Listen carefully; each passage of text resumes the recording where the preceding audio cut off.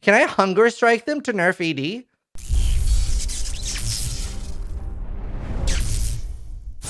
Hi, Zizaran here, and it's 11 p.m. BST, and the Manifesto just dropped. So I am going to read that. I haven't read anything except for somebody talked about explode chest, which I don't know what changed yet, and people are saying it's lots of nerfs. So I'm excited because I think nerfs are really cool. It forces us to play new things, and hopefully ED is nerfed.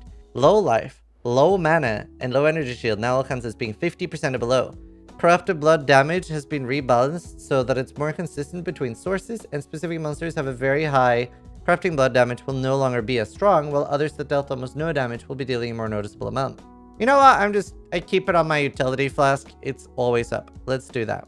The Elder Influence weapon modifiers that grant a chance for poison or bleed to deal 100% more damage has been removed? Steel in shambles! In their place, Elder Influence weapons can now roll a new local poison or bleed damage over time modifier. Oh, okay. The Chainbreaker Keystone no longer removes rage on hit, instead adding a small rage cost to all skills, which would then be affected by skill cost modifier. This seems not great.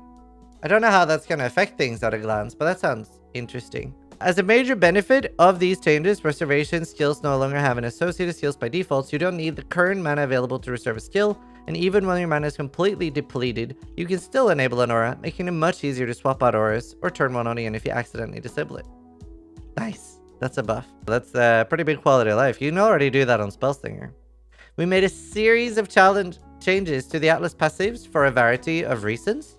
Some are obvious ones like high value targets or diplomatic escorts, while some are other more subtle like Seance, which effectively added so much item quantity to areas that it was subtly boosting core drops like maps more than a single Atlas mechanic should. Yeah, I mean, I could see Seance being completely busted if you could, like, you know, farm it on softcore, but, you know, fuck farming that on hardcore. Certain modifiers provided fewer rewards than the standard reward increase per point invested, so have had their chance or rewards increased. For example, What? For example, the reward from the evasion exotic goods have been improved? Improved? Are you serious? That was like my favorite thing already. That was like easy 6 things at League Start. Why did they buff it?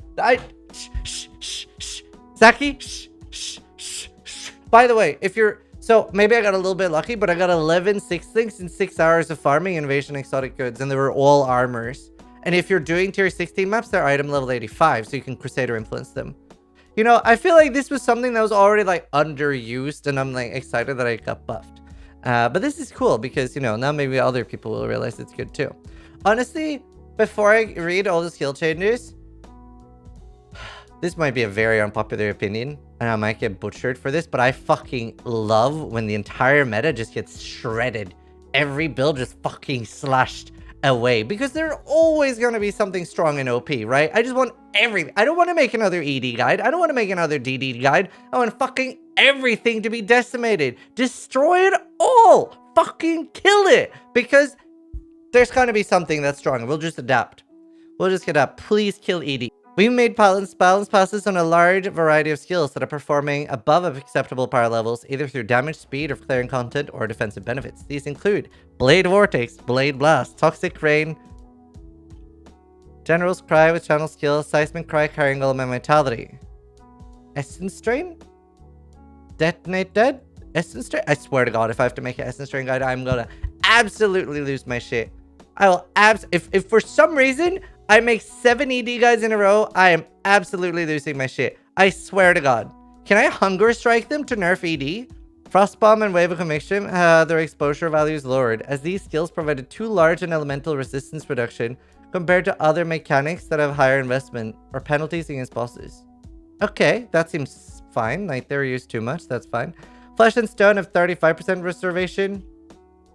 Okay, stop ruining our defenses. There are literally a dozen of us playing hardcore. Okay, bro. Literally nobody uses this in softcore because 99% of their mana is reserved for damage. So, like, Valmolten Shell, Flesh and Stone, like, come on, dude. There's 12 of us. I need, like, a bag to breathe into. Please don't ruin the vigil. Oh, no. Oh, no. If I don't read it, it's not true, right? Can I ostrich this? Previously, players could gain 30 seconds of Fortify from 2 sockets and a single jewel, which was far too cheap for the defensive power offered. There are dozens of us! There are so few of us! Like, your entire game is based around softcore, come out the tank. No, that's fair. It was too OP. I agree. I actually love nerfs. Divergent Berserk, alternate quality, now grants the Berserk buff 25% more spell damage from 1%. The fight was providing too much damage to spellcasters. Oh, they really don't like alt quality gems, dude. Oh.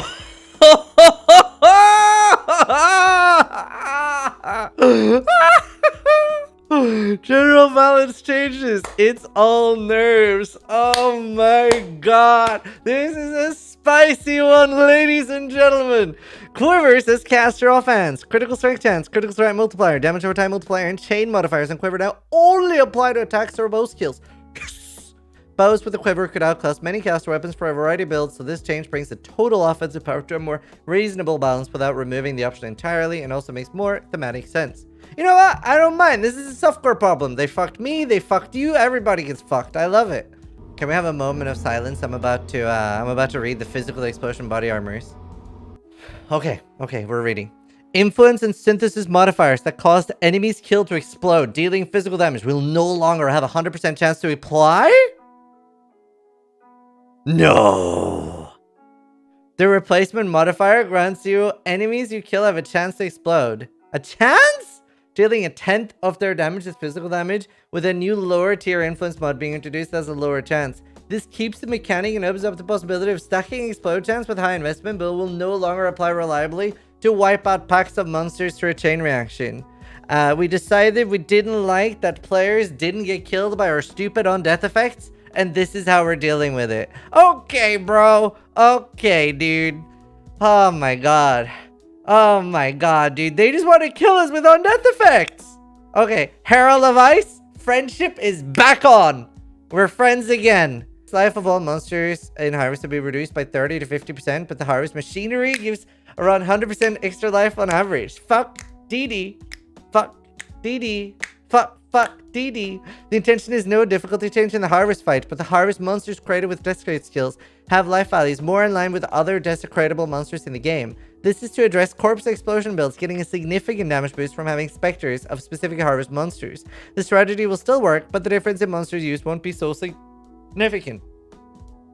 If you're wondering how much damage this was, one Crush Claw was the same as getting 6,000 fire damage to spells added. That's from one Crush Claw detonating. Was the same as 6,000 fire damage to spells detonating. However, DD is still probably fine from this change alone. Other things could affect it more. Hexproof. Modifiers that allowed your hexes to affect hexproof enemies, such as Cosprey's will unique body armor, no longer allow your hexes to affect yourself while you have Prexproof, as you are not your own enemy. Technically, Editor's not nerf, but this is like, I mean, it's still fine. It's still a really, really strong item. Don't get me wrong. This is actually the nerf. This is actually the nerf I've been asking for. Fractured fossils and beast splitting. Splitting an item through beast crafting now applies the split tie to both items, similar to mirrored. Items that have a fractured fossil used on them now also use the split tie. What? Get fucked, rich people that play Trade League! We're all suffering in this patch. Immortal Ambition Keystone Leech, recover energy shield instead of full life, is now limited by maximum total energy shield. Oh no, bro, dude, why you got it? Okay, it's your guys' turn to Keck W. It's your guys' turn. Oh no, that hurts. Oh no, combined with the Corrupted Soul Keystone and the powerful recovery source of Light Siege, it provided too great an increase to our character's combined recovery. This change preserves the desirable life effect not being removed at full life, but limits how easy it is to recover. Oh. Alright, let's keep reading. Corrupted Soul Keystone now causes you to gain 15% as XPS from 20, and the Keystone allowed life-based characters to get a large amount of energy shield very easily, while the non-chaos damage didn't prove to be a significant downside for most builds taking the Keystone.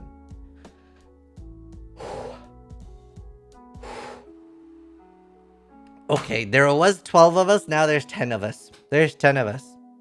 Corrupted, as mentioned above, the Chainbreaker Keystone no longer causes you to lose 5 rage when you hit an enemy, but now instead has skills cost 3 rage. The Keystone allowed certain skills that either didn't scale, such as, to bypass the downside. Copium. I love nerfs. Copium. Copium. All sources of Fortify has been reduced by 200% effect. Where's that line? Where's the Fortify nerf line? Where's the why? Why is Fortify not nerfed? Where's why? Where? Hello? Where's Fortify? What? Oh, that better be in the patch notes. Champion? Fortify? Champion? Literally, I'm playing champion at least start. I really don't want to play melee. I swear, bro. There's no way Fortify didn't get touched. With all of this, I don't even know how it's not in the manifesto. There's literally no way Fortify's not got nerfed. There's literally, if they don't touch Fortify, I'm literally molding. Personally, I hope there's more nerfs. Because no matter what, there's always going to be strong builds in Path of Exile, right? It's not like things aren't gonna work. I prefer when everything that's the current meta gets butchered and we see a whole new meta.